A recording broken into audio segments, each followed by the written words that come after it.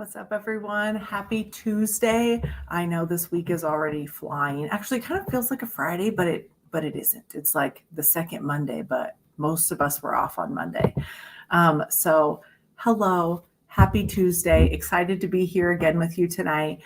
Getting to go over, as you saw in the title, we're not going to be talking about nutrition, but one of the things is we've got to really think about what we're thinking about. And a lot of times we can associate health with like, oh, I eat healthy. And even if you're doing that, that might not always be what you need.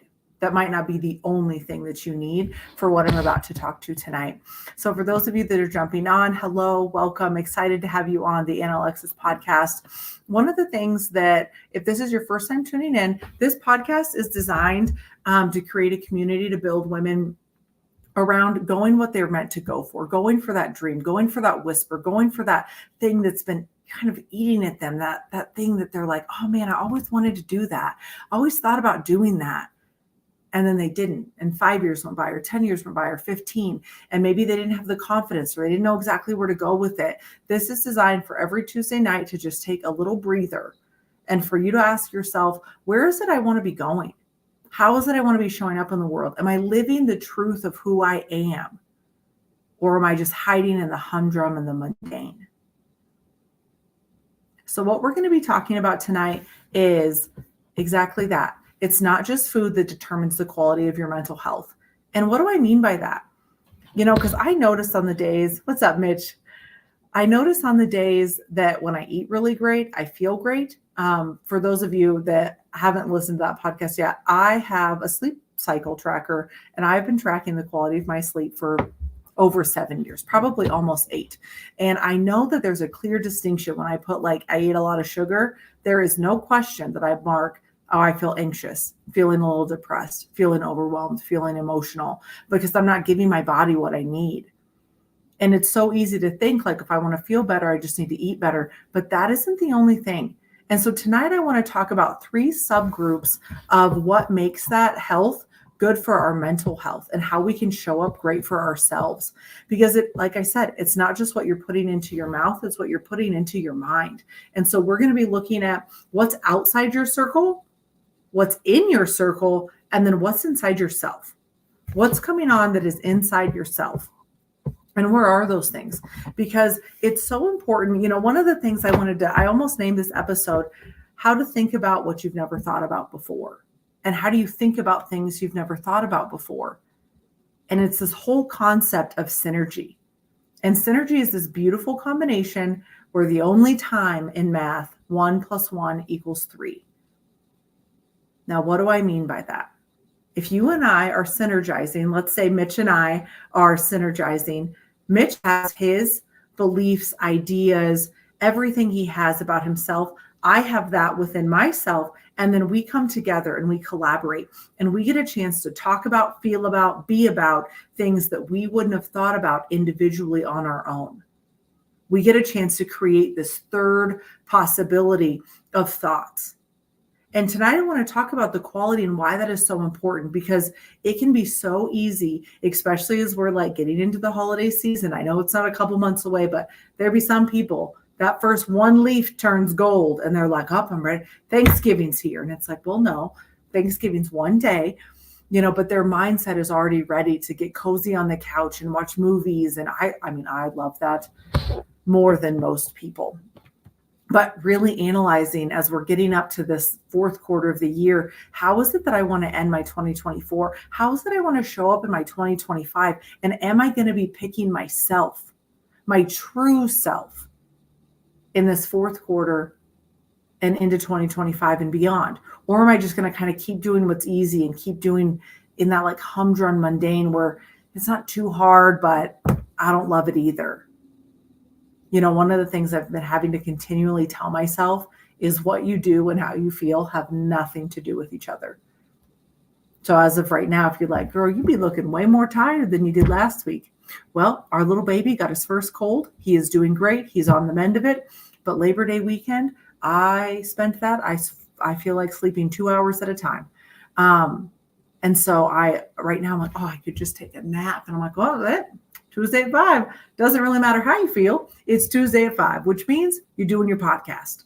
And it's like, where do we have that discipline in our life? Because what's crazy is we got that discipline a lot to do things for other people, but not really to be doing them for ourselves. If you're supposed to be at work at 9, you be there. If you're supposed to work out by yourself at 9 and you're not feeling it, not everybody's going to make that. We make these deadlines that we have to make, but how many times are we making those deadlines that we want to make, showing up for ourselves? And a lot of that has to do with, again, what's outside your circle, who's in your circle, and then what's going on inside yourself. Because especially as this is the year of elections in just a couple months, there are things on the news that are just going on and on and on. And there's things that we can find on our phones and in reels and on TikTok or whatever it is that you're on that can really start to fill your heart and your soul with this dread and with this fear and this anxiety of the future, and just getting so much where you're just like, I can't move. I can't breathe. There's so much going on out there, which is true. But there was a lot going on in the 80s. There just wasn't on the live stream. There was always stuff going on. I heard a statistic recently that we are experienced to 20 times more trauma because we have access to social media and the internet, and so does 58% of the planet. The people can just put stuff on there.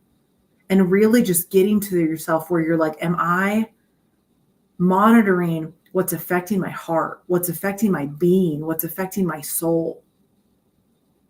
And are we doing that on all of those social media outlets? Because we can find ourselves going down a little rabbit hole. I don't know how it is for you, but for me, I have app limits on. All of my social media apps, I'm capped out at 1 hour, not for each, total, 1 hour, because I don't want it to get me. I don't want it to take over me. I need to be able to say, this is my life and I'm not losing it in here. I'm not losing it to my screen. I'm not wasting my life with the people I love on my screen, especially getting anxious about some stuff that may never, ever happen. Getting worried and it affecting who I am because of my screen. The other thing that's kind of outside of our circle that can be inside of us is music. I love my music so much. I love the stuff that makes me feel like I'm going to go tear some stuff up.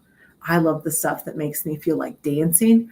But the stuff I love the most, it'd be that sad music.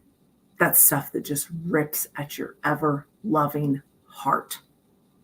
That's a happy place for me, even though it is one of the saddest places for me. For me, I don't know how it is with you or whether it's with music or what memory it is for you, but me running into my depression is like me running into an old friend where I'm like, oh my gosh, hey, it's been a long time. Let's sit and visit and be sad for a while. There was a time I listened to one song on repeat and did a puzzle till 5 a.m. And I didn't do that on a weekend. I had to go to work just a few hours later. But I just bumped into that friend and just stayed in that place. And I notice for myself, at least, I don't know how it is for you, the quality of what I'm listening to that's going into my mind so much dictates how I'm showing up for myself, how I'm showing up for my family, how I'm showing up for my husband, for my kids, for my dogs, how I feel like I can even show up for the world. Because when I'm feeding myself things that make me feel fear and anxiety, I'm certainly not believing in myself too much. And I don't know how it is for you. But when I'm listening to those upbeat things, so things that make me happy, I'm getting good things inside of me. I'm believing in myself. I'm choosing myself. I'm saying, yes, I can do this. The other thing is, what are you reading? Almost every single person that graduates high school, they never pick up and read again. They never pick up another book. And why is that? Slightly because they made us read books that we didn't really care about, that weren't actually super relevant to who we were going to be as adults. I think that's one of it.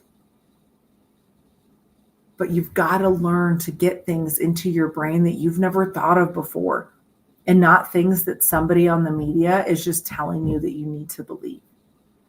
One of the books, I wish I would have brought it over with me, but it's called You're a Badass. And I have read that book 4 times. And it looks like at some point it got caught in a tornado, because there's pages and flips and that and papers and papers. There are papers when I was traveling abroad. I've got stuff in there from when I was in Poland. And then I've got stuff in there when I was in Greece the year before that. And then I've got stuff in there from when I was in Vegas and got a little notepad at the Silver Sevens Hotel that I just stuck in there. And I can see all these versions of myself coming together in these pages. And I don't know, most people don't read like me, but if you read like me, you've got a journal going in there. I've got little symbols for when I got goosebumps, when I tear up, when I love something. If somebody says something that I'm reading and I'm like, true that, I just write, true that, exclamation point, smiley face. And for those of you that are like, I'm not a big reader, I totally get it. And I'd mentioned this on a previous podcast when one of my mentors was being told you have to read 10 pages a day. And he goes, I don't like to read. And his mentor said, I didn't ask if you like to read. You need to read 10 pages a day. But I know we're busy. Now that I got this little baby that I've got in my arms almost all the time when I'm not working, not getting a lot of time to pick up those books like I used to. Audiobooks, using your Spotify, listening to podcasts, getting things around you. For those of you that are wanting to start a business, for those of you that are wanting to go out and design something that's never been created before, for those of you that are wanting to take a risk, whether that's moving someplace, there is literally a podcast for absolutely every single one of those things that you would even want to do. There are books on how to do it. There are podcasts on how to do it. You can tune into absolutely anything. You could type in on Spotify, inspiration, and start clicking through any of those things that are going to be there so that you can start showing up for yourself. Because the biggest part of our mental health and where we're wanting to go for the future is what we believe we can do. Because if you're writing your future with the pen that wrote your past, you're not going anywhere except for back to your past, but as this current age of yourself. You need to start putting the pen in the present. Start writing a future that you want to live instead of what has already been written before. The other thing, the second part, is who's inside your circle. Who are those friends? Who are those coworkers? Who are those family members that you talk to on the daily? And how are they showing up for you? One of the things that when I was in network marketing, they talked a lot about successful people talk about dreams and passions and purposes, whereas unsuccessful people are stuck and they're talking about other people. And not other people like Ed Milet. Oh, I love Ed Milet. I remember because it was just this weekend. But my husband was talking about someone and he goes, they just won't, they're not texting me back. And I said, the birds got him. And he went, what? I said, the birds. Jim Rohn, the birds. And we listened to Jim Rohn talk about the sower. And for those of you that have not heard that, if you are doing a business of any kind, please listen to that because the birds are going to get some. And are you talking about things that are going to bring you up? I have my coworkers that turn friends are the ones where we're talking about like, what do you think the purpose of life is? Do you think there are aliens? What if this is just a matrix? What, we're just going on and on about anything. Or like, what was that deep dream that you always wanted to do? What was the thing that you regret not doing? And could you do it now? What do you want to be doing in 10 years? For me, if I'm not having conversations that go below the surface, I just prefer to not be communicating at all. I need those things. They fuel my soul and they fuel the people around you. And if you're like, my friends don't talk about things like that, well, you can change your friends or you can change your friends. You can change your friends or you can change your friends. And you ain't got to be changing all of them. Maybe you just need one new friend. That's 11 or 2. You need one new friend that is getting you outside of the box to start thinking about the things that you want to be thinking about. Because I guarantee you there is no short of people on this planet that if you were to be like, Tuesday, am I right?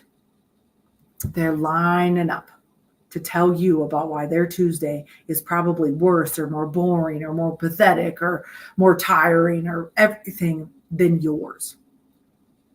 Who is in your phone right now that if you were to call and say, man, I'm thinking about going for something. I'm thinking about shooting my shot. I'm thinking about doing it. Who do you have in your corner that is like, tell me more? Yes, now is the time. You're absolutely capable. You're totally ready. Or that they'll say, man, I've been thinking about going for something too. Would you like to do it together? It isn't going to be the same thing. But when you've got two people that are just going for their dream that requires the new level of themselves, it will change your life to find just one person like that. You can't change every person in your life to only get the people that are going to be really positive and rooting for you. That's not how it works. That isn't how it works. You have to be able, one of the things they talk about in my mastermind, in my group that I'm a part of, is they say willpower will never outwork a community. And in the beginning, I was like, that ain't true. You must not have seen my willpower. Well, my willpower's got a full-time job, a 4-month-old baby, is married, has 3 dogs, has another teenage son, and is trying to start something on the side. My willpower be dead ass tired all the time. But we get a chance to be a part of communities or friends where we can start having different conversations that can lift us up, that can get us out of that thinking, so that when we're on the days where we're just like, my God, or who do I think I am? Do you think I'm going to be able to make this work? Probably not. To have a group of people that are saying, yep, I believe in you. You can totally have a hard day, but we can absolutely get through this. The last one I want to talk about is that inner dialogue.